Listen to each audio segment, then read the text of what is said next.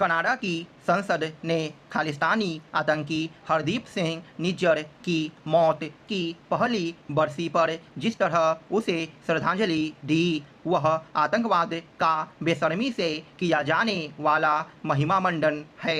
एक आतंकी के प्रति आंसू बहाकर केवल खालिस्तानी आतंकियों के प्रति ही नरमी का परिचय नहीं दिया गया, बल्कि यह भी स्पष्ट किया गया कि कनाडा सरकार संकीर्ण राजनीतिक लाभ के लिए भारत से संबंध बिगाड़ने पर तुली हुई है। कनाडा सरकार की इस हरकत से यह भी साफ है कि चंद दिनों पहले वहां के प्रधानमंत्री जस्टिन ट्रूडो ने इटली में भारतीय प्रधानमंत्री से मुलाकात के बाद दोनों देशों के संबंधों में सुधार को लेकर जो कुछ कहा था वह छलावा था और वह खालिस्तानी आतंकियों अतिवादियों के प्रभाव में आकर अंतर्राष्ट्रीय कूटनीतिक मर्यादा भी भूल चुके हैं।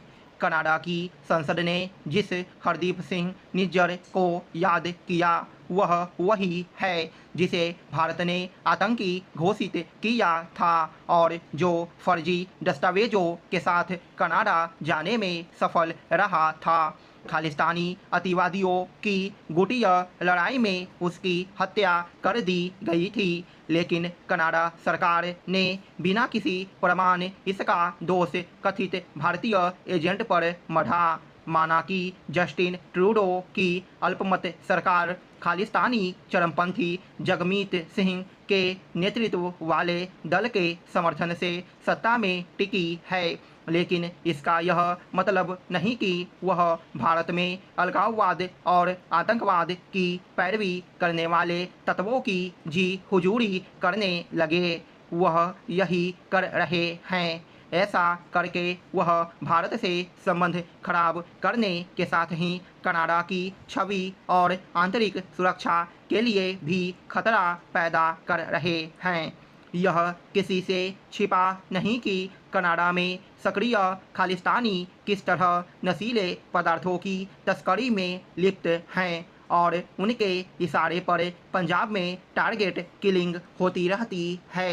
जस्टिन ट्रूडो इससे अनजान नहीं हो सकते कि खालिस्तानी आतंकियों ने किस तरह एयर इंडिया के विमान कनिष्क को बम से उड़ा दिया था, जिसमें 300 से अधिक लोग मारे गए थे। इनमें से अधिकांश भारतीय मूल के कनाडाई नागरिक थे। फिर भी कनाडा सरकार ने इस भयावह आतंकी घटना की ढंग से जांच नहीं की थी और इसी कारण केवल एक खालिस्तानी आतंकी को मामूली सजा हुई थी।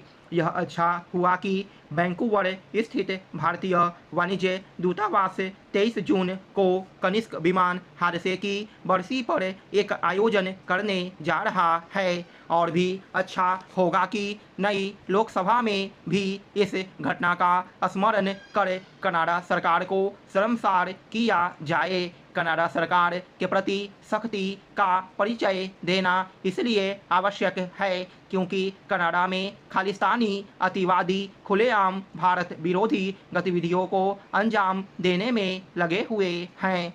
वे कनाडा में रह रहे भारतीय नागरिकों, उनके धार्मिक स्थलों और भारत के राजनयिकों की सुरक्षा के लिए भी खतरा बन गए हैं। कला एक ऐसी अभिव्यक्ति है जिसे हमारी इंद्रियां हमारे आसपास की चीज़ों को एक उद्वात परिप्रेक्ष्य प्रदान करते हुए अनुभव और आत्मसात करती है। यह हमारे मन को अपने बाहर और अंदर जाकर सोचने का मौका देती है। कला में अक्सर प्रत्यक्ष को व्याख्या के लिए छोर बारीकियों को सामने लाने की क्षमता है। यह मानवीय अभिव्यक्ति का एक शक्तिशाली माध्यम है जो अवरोधों को तोड़ अनूठी पहचान कायम करती है। भारत अनादि काल से कला का केंद्र रहा है, चाहे दृश्य कला हो या प्रदर्शन कला, वास्तुकला हो या कसीदाकारी। भारत में कला की यात्रा विभिन्न युगों और क्षेत्रों में प्रचलित संस्कृतियों और मान्यताओं के अलग अलग प्रभाव के साथ विकसित हुई है। हमारी प्राचीन चित्रकला कलाकृतियाँ और उनके इर्द गिर्द बुनी गई संस्कृति इतिहासकारों और समाजशास्त्रियों के लिए समाज और लोगों को समझने का एक अनिवार्य माध्यम रही है। तेजी से बदलते डिजिटल युग में कला और संस्कृति के क्षेत्र में नाटकीय बदलाव हो रहे हैं।